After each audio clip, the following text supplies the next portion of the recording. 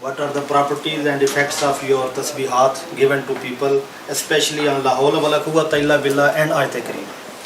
So there are some questions which lead to higher philosophy in technology. If you read the translation of La hawla wa la quwwata illa billah, it means neither I have any power of decision nor any physical power to execute anything good or bad. So I surrender all my rights of thinking and acting in favor of God. Then God takes you over. This is the biggest mystic approach when I surrender totally my resolutions, my thinking processes, my needs and their solutions only in favor of God. Then obviously this is a very great degree of faith. And that's why Allah's Prophet said, okay, whoever says, Hayya ala salah, Hayya ala falah, and the listeners would say, La hawla wa la quwwata illa billah, I cannot come to salah, I cannot come to falah, unless and my God takes over me and tawfiq de, and He gives me the power to enact, and I can go for namaz. That is the greatest faith.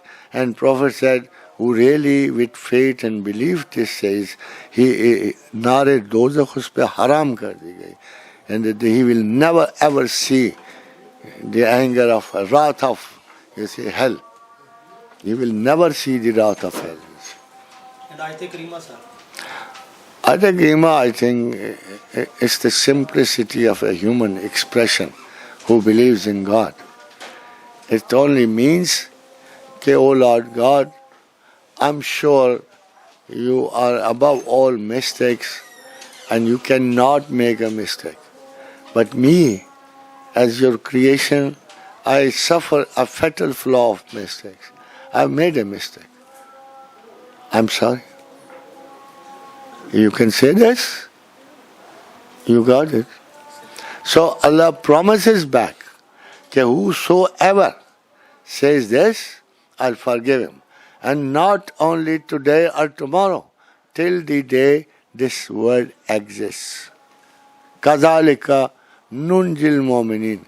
Till the day a single Muslim exists, and who asks forgiveness in this pattern, that you are the purest and there is no mistake in you, no flaw. I am a man, I am made with a fatal flaw. I make mistakes, I'm sorry. Then Allah, the judgment of God in His favor will reach him. Inshallah ta'ala al-Aziz.